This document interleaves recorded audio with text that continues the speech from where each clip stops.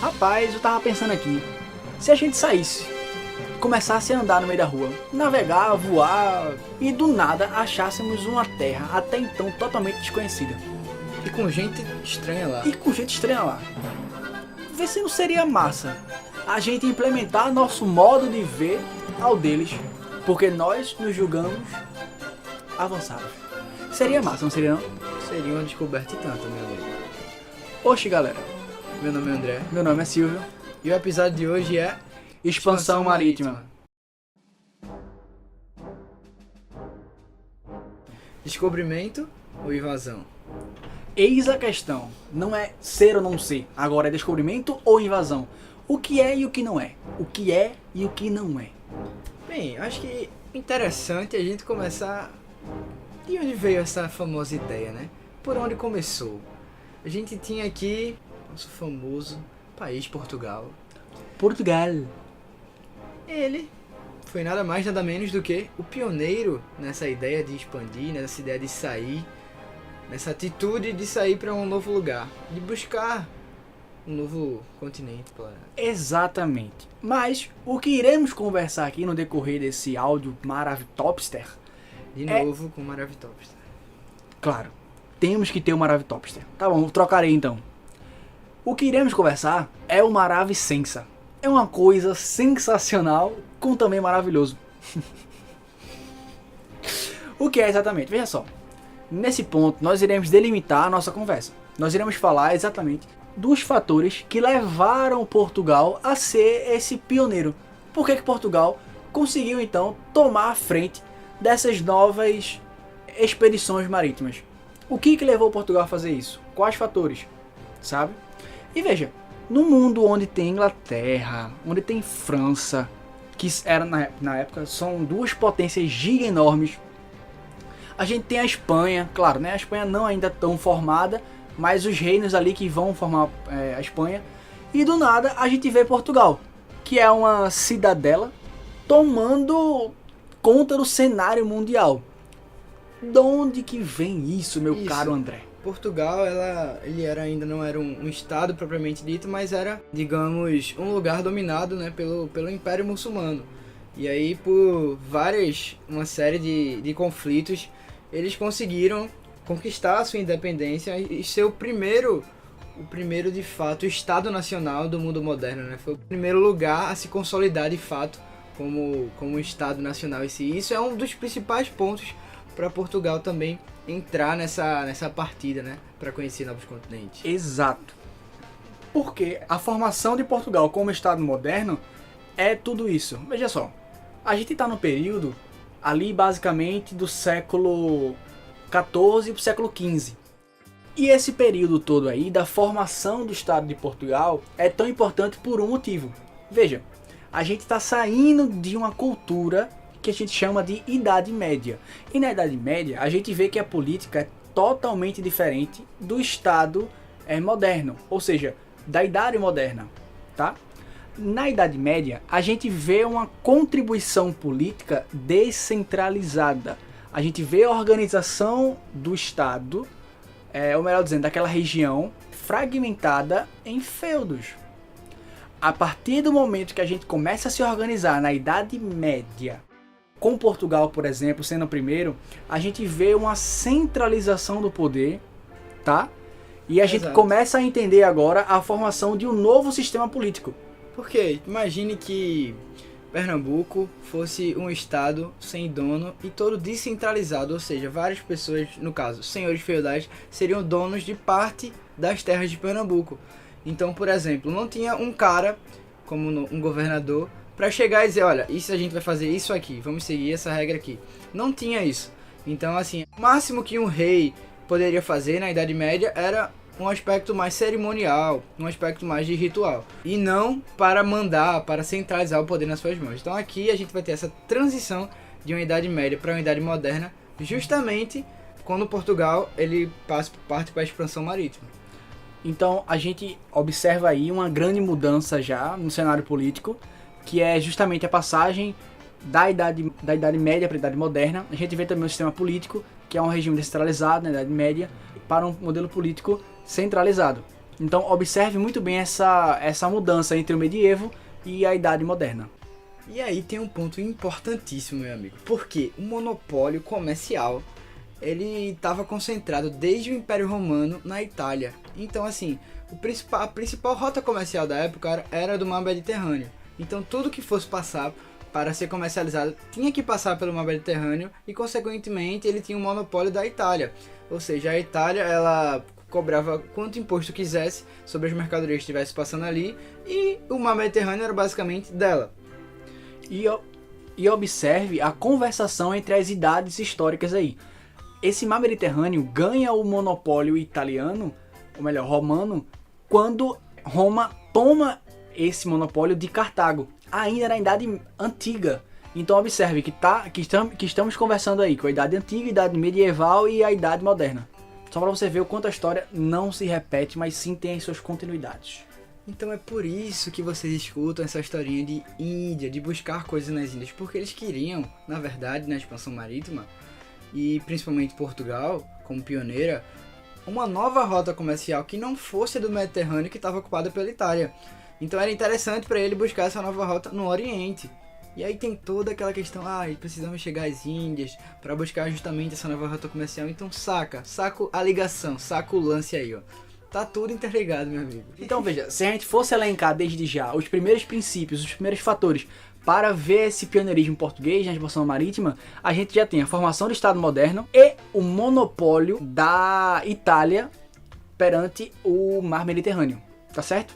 Veja, o que esse Estado moderno vai influenciar na expansão marítima europeia? Observe, Portugal é o primeiro Estado moderno a ser formado, ou seja, é o primeiro Estado a estar organizado politicamente, onde sabe muito bem o que fazer. Então isso já ajuda muito. A Inglaterra, que já era giga enorme, não tinha essa organização, essa capacidade de organização ainda. Tanto é que séculos depois que a Inglaterra vai conseguir aprimorar todos os seus conhecimentos náuticos e conseguir então navegar por aí afora. Então veja, já temos 2 pontos. Vou te colocar o terceiro agora. Portugal estava passando meio que por uma crise financeira. Essa crise financeira da nobreza e a burguesia portuguesa fizeram com que o sentimento de buscar mais riquezas fosse acendido de uma forma absurda. Sentindo essa necessidade, os portugueses em geral começassem a explorar mais os seus conhecimentos náuticos para ir chegar até a Índia. Agora observe, esse chegar até a Índia é diferente, porque até então a gente tem um chegar até a Índia pelo mar Mediterrâneo, que é onde todo mundo conhecia. Só que para passar por lá, a gente precisava pagar alguns tributos caros que a coroa portuguesa não estava disposta a pagar. Então, precisamos chegar à Índia de uma forma nova, tá certo? Então é um dos motivos, observe, é um dos motivos que fizeram que Portugal tomasse a frente para então sair do seu estado para sim ir procurar até a Índia. E outra, a gente tem que lembrar que a influência do Renascimento está muito presente na Europa nesse período. Então, por exemplo, a gente vai ter um renascimento cultural de uma cultura da Antiguidade, a cultura de Grécia e Roma, que acabava meio que entrando em choque com aqueles valores propagados pela Idade Média. Pois, por exemplo, se você quisesse sair para conhecer outros lugares, fazer sua expansão marítima propriamente dita na Idade Média, a igreja seria totalmente contra isso, porque a gente tem que lembrar que ela sempre dizia que no mar tinha monstros, tinha sereias e águas ferventes, então seria possível que você estivesse andando na água e seu barco fosse pego pelo monstro, meu amigo. Então, assim, andando na água é difícil, né? Porque ninguém é Jesus, tá ligado, né? Só ele andou, né? Porque andando na água é complicado aí, né, André? Verdade. A gente pode colocar um navegando aí, mas andando é difícil mesmo. Andando eu nunca vi não, mas é complicado aí. Então, navegando na água... agora você, né? Ficou melhor pra você, cara? Não, mais ou menos. Tudo bem, então eu faço aqui por você, entendeu? Não, tudo bem, porque andando Então, navegando nas águas, você poderia facilmente, no mar reto, chegar no final do mar e ser comido por um monstro. Vem cá, tu falasse navegando na água, eu acho que se for navegando é na água, tá ligado? Entendi. Tem algum líquido.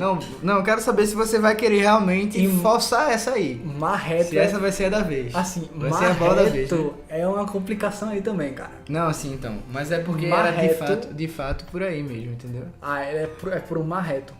É. Existe um mar reto. Rapaz, eu quero conhecer esse negócio aí então. Mar reto. Mas eu acho que. Não, o pessoal entendeu. Eu espero que sim, né? Porque mar reto é pra se fuder. Mas tudo bem, se você consegue entender, você tá conseguindo ir muito bem em linguagem também. Enfim, então, o ponto é que tinha todo um conceito sobre o mar tenebroso criado pela igreja, justamente para que não se explorasse o mundo dessa forma. Então, assim, a gente tem essa quebra desses valores, quebra desses conceitos, justamente com o renascimento cultural. Fora que o Renascimento também trouxe vários fatores importantes para a ciência e para a tecnologia, né? Como a gente acabou de dizer, existia uma cultura muito forte no mar e existia também essa crise, como eu disse anteriormente. E essa crise também é encontrada quando os burgueses e os nobres percebem a falta de metais preciosos e por aí vai. Então eles precisam encontrar mais lá nas Índias, tá? Pronto, basicamente essas foram as causas que levaram Portugal até o mar. Bem resumidamente mesmo, né? Bem resumidamente e tal. Agora a gente vai ver um pouquinho de quais foram os fatores que tornaram Portugal o pioneiro desse mar. Por quê? Vejam, um primeiro ponto aí. Para qualquer coisa que formos fazer, precisamos de uma escola. Não necessariamente da escola, mas sim um conhecimento que ela vai nos passar. Não é isso? Então, para Portugal e para os mares, eles precisavam também desse conhecimento. E esse conhecimento vem justamente com o financiamento dos portugueses numa escola chamada Escola de Sagres. Essa escola é importantíssima você saber e ter conhecimento dela.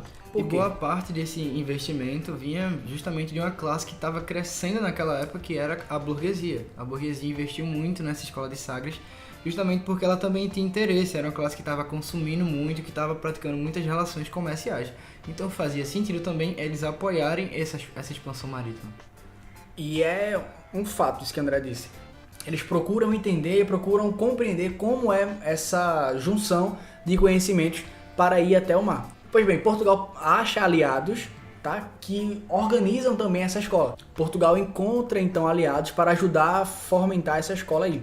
E outro ponto é que Portugal acha aliados para transmitir conhecimentos, tá? Para conversar, até mesmo na cartografia, na astronomia, tá certo? E em vários outros fatores Tem também. os fatores tecnológicos também são muito importantes, porque Portugal ele é pioneiro na questão da invenção da caravela, que foi o utensílio que eles mais usaram para navegar, né, nessa questão da expansão marítima. Exato, a criação de um novo barco, no caso a caravela. Exato, exatamente.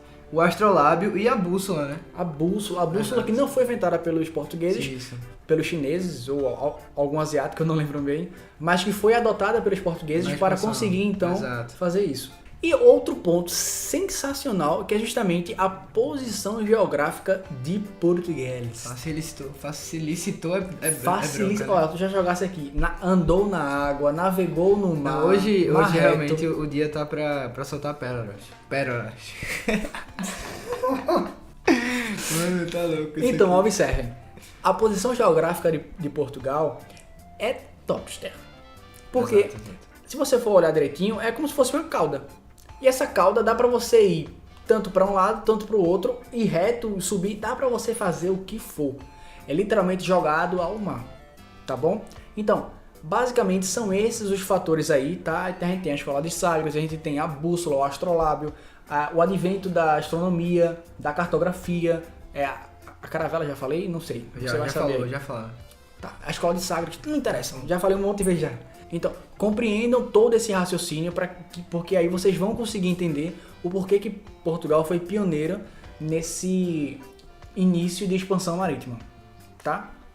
Pois bem, essa expansão passou por fases, tá? E, como vocês sabem, acabou resultando na chegada dos portugueses até a Ásia e acabou também encontrando novas terras, como, por exemplo, Ilha da Madeira, Ilha dos Açores, Cabo Verde. A conversação dos portugueses e a costa africana e, obviamente, o achamento, o descobrimento da terra da América.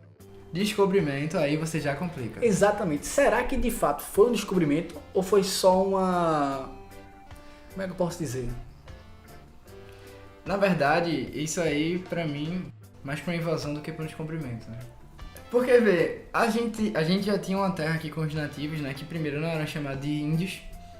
Primeiramente, eram várias tribos, povos diferentes, de culturas diferentes, que somavam mais de 5 milhões de habitantes aqui, numa terra que também não era o Brasil, mas que era uma terra que para eles não tinha dono, mas que eles compartilhavam entre si. E os portugueses chegaram basicamente para Adotar a terra. adotar essa terra, dominar essa terra, fazer essa relação de dominação. Só que essa terra ela foi descoberta por eles, porque ela já tinha sido descoberta por outros povos antes. Então, esse sinônimo de descobrimento é muito questionável, já que pessoas inativas moravam aqui, pessoas tinham desenvolvido laços aqui nessa terra, habitavam essa terra já por vários e vários anos. Então, assim, não foi uma coisa que foi achada, entendeu? Foi uma coisa que mais parece ser invadida do que de fato ter sido encontrada. Mas aí é que tá. Se eles não tivessem chegado até aqui, como é que a gente conseguiria saber que eles existem também? Veja, parte de duas premissas, de dois olhares. Olhar daqui e olhar de lá. Entende? Exato. Então, pelo olhar de lá, a gente tem uma visão de que eles estavam realmente descobrindo uma nova, como é que eu posso dizer? Um novo território. um novo território, até possibilidade. porque eles conheciam três coisas só, né? Muçulmanos, judeus e cristãos. Exato. Então, quando eles chegam aqui no Brasil, então aqui eles conheceram indivíduos que não compartilhavam dessa religião e que participavam de uma crença, né? De uma cultura diferente da deles. Tanto é que eles deram o nome para eles de gentios. É por isso que aparece muito nos livros didáticos, nos livros de histórias, esse nome gentio, né? Relacionado ao índio. Índio esse que não tinha o nome de índio, como a gente já fala, né? Eram vários e vários povos e eles acabaram tiveram esse nome imposto pelos portugueses porque eles também acreditavam ter chegado à Índia e ter denominado esse pessoal também de índio. Então tem toda uma questão aí de dominação já na primeira. Claro que não foi só isso, às vezes a gente coloca o índio muito como uma criatura dominada, né? Mas não é só desse jeito também que funciona. Mas é uma discussão bem complexa essa questão do descobrimento, de você descobrir um novo continente. Que não tem nem como a gente responder isso agora, né? Porque assim, é uma discussão que até a universidade, o meio acadêmico tem nos dias de hoje. Claro, bem mais pro lado de não ser um descobrimento. Muito fato isso, que bem mais pra esse lado. Mas não deixa de ser uma discussão complexa. Porque, observe, como eu disse, a gente tem uma faca de dois gumes aí dentro. A gente tem o olhar nativo, que é isso que estamos falando, que a gente não encontra fragmentos de que de fato tenha sido um descobrimento. E temos que olhar também o discurso europeu, que de fato foi um descobrimento. Eles não sabiam que existia aqui. E como eles se sentiam, ou pelo menos tinham a percepção de centro do mundo, eles precisavam passar algo para cá, tá? Então, veja. Esse passar algo pra cá deu muito-se pela europeização, digamos assim. Exato. Desse continente americano, mais especificamente, como estamos dizendo aqui. Até a narrativa que colocamos para falar é muito europeizada, como o André disse. Até porque quando a gente se refere índio, o termo índio não é dos nativos. Tá? Os termos índios é o termo denominado pelos europeus. E a gente propaga até hoje. Só para você perceber o quanto que esse discurso ainda é vivo para nós. Tem um fato curioso é que, de fato, os índios, digamos assim, colocando todos esses povos numa meada só, né? Eles só vieram aceitar de fato essa denominação já para o século XX, ou seja, próximo a 1978, junto com a Constituição que a gente tem até hoje, porque eles perceberam que, todo mundo já chama a gente de índio, então a gente pode adotar esse nome índio como sinônimo de luta, de unidade da gente, de resistência para buscar os nossos direitos, que a gente precisa, que a gente deve, e conseguiram até ter, justamente porque a Constituição de 88, isso é até importante se você quiser usar na redação, em qualquer tipo de coisa relacionada a isso, ela garantiu de fato muito dos direitos que os índios já vinham pedindo faz um tempo. Então, eles acabaram que escolheram, né, optaram por usar esse termo, mesmo resistindo por ele há muitos anos, né? Porque desde Exato. 1500 tá nessa aí. É, como eu tô dizendo a você, é uma dominação em cima da fala, do discurso e por aí vai. E veja, nesse cenário, assim que houve a descoberta, a invasão, como você queira, melhor dizendo, assim que houve esse encontro primeiro, a gente percebe algumas características que temos que abordar ao longo da nossa discussão aqui. Veja, a gente tem um nativo e temos um europeu conversando pela primeira vez. A gente começa a entender os elementos. Os europeus extraem desses nativos o pau-brasil, através do escambo, também, claro, as suas mulheres, Fala né? esse escambo agora, eu tô lembrando do vídeo de Porta dos Fundos. Tem como alguém tirar André daqui, que ele já soltou cada pérola hoje, velho. Por favor. Mas esse vídeo é uma crítica. Pronto, é um vídeo que traz uma crítica legal, com todas as suas ressalvas, né? Devemos colocar Claro, vários obviamente, pontos ali dentro, obviamente. mas é um vídeo sim que traz uma crítica boa. Então pesquisa aí, se você quiser. Porta dos Fundos, Colonizado. Descobrimento. Acho que é colonizado. Descobrimento. Você vai pesquisar aí, vai falar com a gente depois, comentar. Se quem tá certo Acho que é um vídeo de 5 minutos. Quem tá certo é eu ou Silvio. Claro, o bonito vai estar certo, né? Eu, né? Porque André é minha gente. Sim. Aí retomando. Então é exatamente esses fragmentos que eu quero que você adote, tá bom? E só pra constar, como eu já disse, a gente não... Quer dizer, a gente, no caso, os europeus, não encontraram apenas unicamente a América. Peraí, o cara tá falando da gente. Foi mal, cara. Europeu, Exatamente. cara. É o que eu tô dizendo. O discurso predominante... É europeu. Você está eurocêntrico hoje nesse Me podcast. perdoe, cara. Você está eurocêntrico. É a vida, é assim que vai. Não, mano. Você é americano, agora já percebeu que a gente sempre fala assim, ó. Calma, não, veja. Eu sei, essa é Sabe o que eu boa. falo? Não, eu sei que essa é boa. Fala assim, ó. Os povos americanos da América do Sul, o brasileiro nunca Exatamente. se inclui com o cara da América do Sul, mano. Quando saem por aí no meio da rua, não, porque os americanos somos nós também. Exatamente. Somos nós brasileiros, nós chilenos não. Parece que fica na cabeça, né, enraizado. Não, América do Sul é Argentina, Uruguai, Venezuela. Venezuela, polêmica, né? Polêmica, né? É pra você entender o quanto esse discurso é forte. Só quem é americano na América é os americanos. olha aí que eu ia falar de novo. É os americanos. Exatamente. Só quem é americano na América são os Estados Unidenses. É uma loucura, né? Porque você fala, não somos a América. Não, você não é a América, você é parte da América. Exatamente. Aí é uma complicação, mas você vai percebendo aí o quanto que o discurso eles não predominante. são nem América, nem os norte-americanos, se for botar o pé da letra, né? Porque tem o Canadá também. E outros. André, sério aqui, rapidinho. Tô falando sério, Tu tá meu acabando, cara. Tu tá acabando. Estou falando sério. Mas voltando. Aí veja. Os europeus não encontram apenas o Brasil, olha, a América em si, tá? Eles encontram também outras ilhas, como por exemplo a da Madeira, a Ceuta. Que Ceuta não é ilha, né? Mas ele encontra a Ceuta. Eles encontram a Ilha dos Açores, Cabo Verde e por aí vai. A início tem uma navegação, né, próximo ao Cabo do Bojador. Isso. Que era um lugar complicado até de se navegar. Muita gente tinha algumas restrições, né, pra chegar lá. Tem também a de Bartolomeu Dias, do Cabo da Boa Esperança e tal. Isso. E Vasco da Gama na Índia, né, que a gente até não... Verdade, que é em 1498. É importante salientar essa chegada dele, que tipo, Portugal passa praticamente 100 anos tentando chegar até as Índias, mas quando chega sem pagar impostos, né? Mas tudo bem.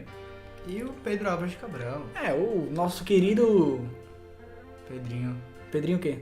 Cabral. O cascudo não faz mal. Meu Deus!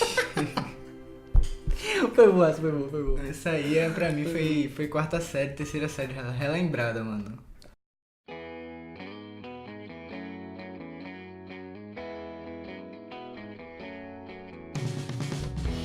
Pois bem, meus amores, essa foi a nossa conversa de hoje. A gente conversou um pouquinho sobre os fatores que levaram Portugal até o mar, os fatores que tornaram Portugal o pioneiro e alguns fatores também de discussão sobre... Esse assunto dá margem pra muita discussão, muito Exatamente. debate mesmo, assim, Exatamente. Você for falar alguma redação, alguma conversa, algum debate sobre indígena, é bom tocar nesse ponto, porque às vezes passa despercebido. Exato, acho que deu pra dar uma conversada boa, né? Foi massa. E mais uma vez, estamos aí, ó, com mais um podcast aí, tá vendo? Toma! Estamos fazendo. Hashtag alô, hashtag O pessoal somos pediu, nós. estamos atendendo, tá? Exato. Então é isso, meus queridos. Um beijo, Um cheiro enorme, até a próxima e que a história esteja com vocês.